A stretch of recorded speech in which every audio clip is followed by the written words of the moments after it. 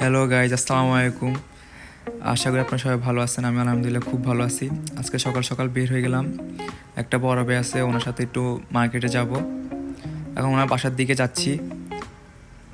আমি আসি কতক্ষণ বসেছিলাম, তারপর দেখলাম আনাস ভাই আসতেছে। বাসাতে অনেকদিন পর দেখা, বাসাতে মুলাকাত হইলো অনেক ভালোভাবেই। এরপর আমরা বাস কাউন্টারে আসি দাঁড়িয়েছিলাম, বাসও চলে আসছে।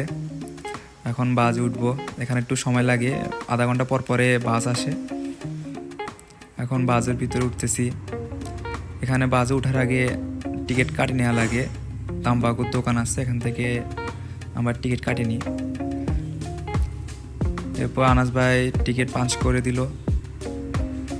এখন আমরা আমাদের সিটে যা বসবো। আনকোনা প্লেসগুলো খুবই সুন্দর। এখানে বাড়িগুলো সবগুলো পাহাড়ের উপরে করা, দেখতে খুবই সুন্দর লাগে, এটা বলার মতো না। অবশেষে আমরা আমাদের গন্তব্য পথে চলে আসলাম। এটা হচ্ছিল আনকোনাতেই গ্লোবো মার্কেট। এখানে সব ধরনের জামা কাপড়, জুতা, সব ধরনের আইটেম পাওয়া যায়।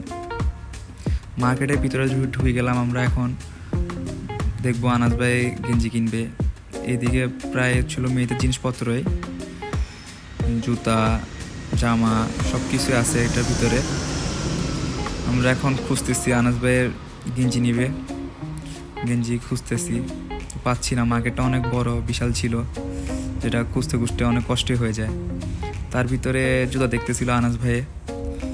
এখানে অনেক ভালো ভালো মানের জুতো পাওয়া যায়, জুতাগুলো খুব সুন্দর ছিল।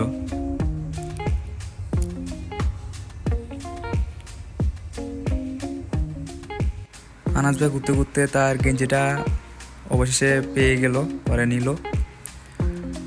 আশা করি ভিডিওটা আপনার সবার কাছে খুব ভালো লাগবে। পরবর্তীতে আরও ভিডিও দিব। সবাই ভালো থাকবেন। আল্লাহ হাফেজ।